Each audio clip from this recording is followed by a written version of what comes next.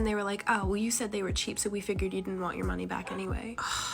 Here's a little bit more of what my roommates did to me in depth in the Disney College program. So we're gonna start with the fact that I FaceTimed my mom and they had a huge problem with it. I missed my family, and of course I was going to call them all the time. And one day I wanted to show them the outside of the pool, which just for reference looked like this. And I was out there for a good maybe 20 minutes because we can see the fireworks going off. So while I was doing this, one of my roommates was home, the other two were at work, and she knew that I was going outside and she knew that I was on the phone.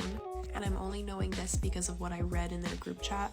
But she was texting the other girls in their little group chat, and she was saying stuff like, this girl's constantly calling her mom, like, what is her issue? She's just out there talking about us, I know it. How much does she miss her mom? Like, seriously, grow up. I was 20 years old at the time. Excuse me for missing my family, because I had no idea what was going on behind my back. And honestly, they had no right to make fun of me for calling my parents because they called their parents as well. Jamie thought she would be able to bond with her new flatmates. But instead, she continued to experience even more spite and hate. We had all discussed how the living room looked so bare and we needed some decorations, some lights. I told them that I had the day off the next day and I would be more than happy to go to Target and try to figure something out. And they were like, yeah, sure. And I got 5 of them to equal $25, which at the time was a lot of money because we're all broke. And I also sent them pictures in our roommate group chat and they loved the image and they were all like, oh my gosh, they look so good. And so then the next day I went out, and when I came home at like maybe 11:30, all of the lights were in the garbage. Like, hey guys, did someone throw out my lights? And they said, yeah, we didn't like the vibe that it was giving off, and the lights that were hanging near the door kept getting stuck in the door, so we just decided to throw them out.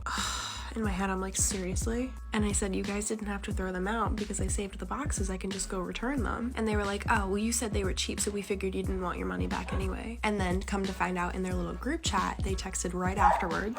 And they were like, I can't believe she's being so petty over stupid lights. Then the 3 of them decided to go to the store without me and buy LED lights, and they looked disgusting. I'm gonna insert a picture of what our living room looked like with the Christmas lights. You can see the lights in the background, and they were all hung up around the ceiling, around the door, and it looked really nice and homey.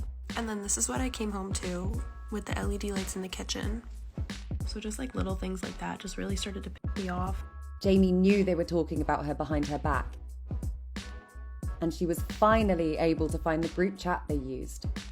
So the first time that I actually saw something was when my roommate had her phone on the vanity in the bathroom. We were getting ready one morning and she had her phone in the middle and my phone was in the middle. And I happened to just look down and see that it said roommate A, roommate C, group chat, and then it said roommate A, iMessage. And then I started to kind of spark, maybe they do have a group chat about me. But the time where I actually physically saw it was the day that I left the Disney College program. And I was making coffee, and all of a sudden I kind of heard this like buzzing, vibrating sound in our little island, which you saw the picture of the LED lights. There was charger outlets on the side, so my roommate had her Apple Watch charger and the Apple Watch was on top of the counter. And she didn't have it locked for some reason, but then I saw my name. So I mean, rightfully, if you're gonna leave it unlocked and leave it on the counter, it's almost like you want me to see it. So with every right that I had, and I saw my name, I started to get really up, so I started to look through it. And I don't care, y'all can come at me, but she left it unlocked on the counter. Of course I'm gonna go through it. I saw my name on it. And there it was, their group chat where they were just talking about me and my mental issues and every little thing that I did and everything I explained with calling my parents, and it was just everything. We've all had terrible experiences with flatmates before, but Jamie's story really shows how petty and manipulative some people can be. We are glad that she's away from them now and focusing on her career. The comment section was filled with support for Jamie and people sharing their own experiences with terrible flatmates. One comment said, weak people always have a ringleader, and the ringleader always needs weak people. Stay strong, beautiful. Another comment said, bad roommates ruin the experience. I had some that made me hate the whole time. 13 years later, it still bothers me. A supportive commenter said, they were jealous. You are beautiful and kind. So do you have any similar flatmate experiences? Let us know in the comments below. And if you liked this video, then be sure to follow our other social pages for more content like this.